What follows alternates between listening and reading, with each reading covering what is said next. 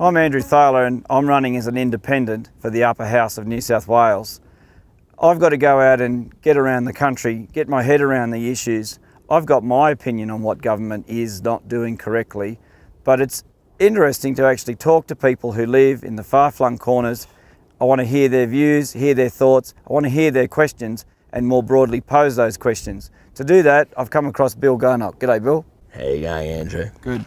I'd like you to share with me some of the questions that you have that we've been talking about. As far as I've already covered the wind farm side of the job, as I said earlier on, I can't understand why anyone would want to develop anything in Australia with the bureaucracy and the garbage they've got to go through and the bullshit that's got to happen.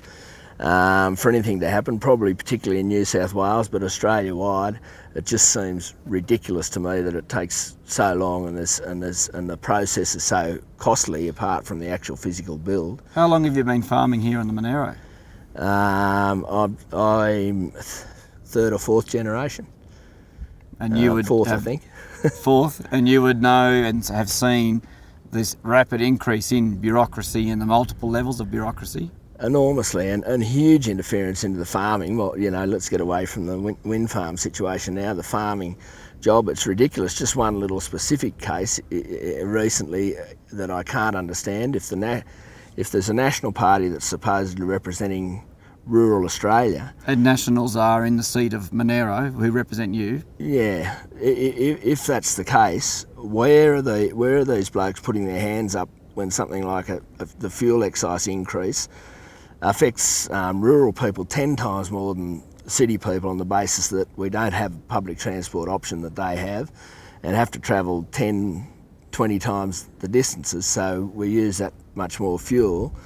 Yet none of these people are putting their hands up to oppose that situation, and apparently 75% of the money they raise out of this fuel excise is going to go into transport in Western Sydney, so I can't see how this National Party's being very representative of a rural area.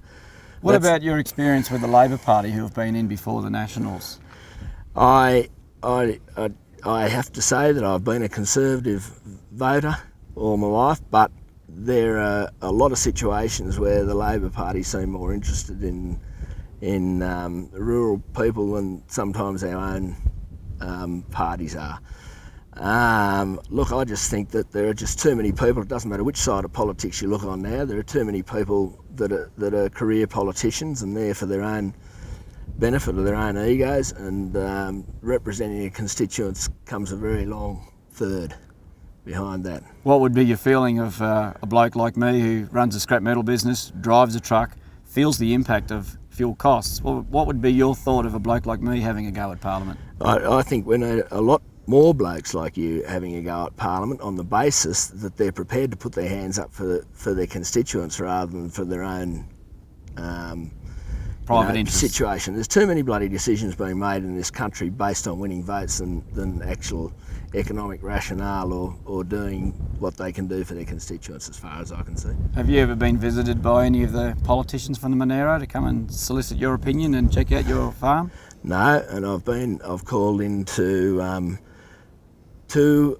3 different situations. I've called in to talk about the wind farm in the last 18 months, and I've never heard back from any of them. And you've been working on the wind farm development for over 15 years. Well, I've been helping Bill, developers do it. I'm looking at wind turbines, so I think the state owes you a great deal because through your persistence, we've started to see some results. But it's a shame to hear that it's such a hard work on top of your normal business, which is farming and living in the country. Yeah, look, I don't know if it's my persistence. I think that these people have done a pretty good job to have got this thing done in the time they've done it. I still think that they need to put their hands up and be a bit more public about negating a lot of the obvious misinformation that comes.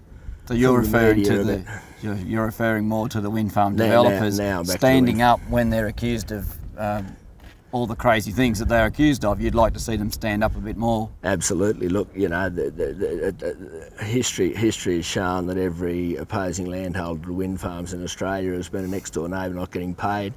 and I think that's probably happened in other parts of the world I think I think it's a common theme. But Tell me, someone told me that the community's divided over this thing. There's really only 2 or 3 vocal landholder-based opposition to this thing, and I would like to think that there's probably somewhere between 70 and 90% of the community are actually for this, not anti it. So I think the only division in the community is coming from the people that are very vocal about opposing it rather than anything else. so the takeaway message there is that the politicians are listening to the wrong people. They've not taken the overall view of the community they're meant to represent. Well, they're certainly not taking the view of the majority, they're taking the view of a vocal minority. Right. Thank you, Bill. I will endeavour to prosecute your views for you into the Parliament. Thank you very much.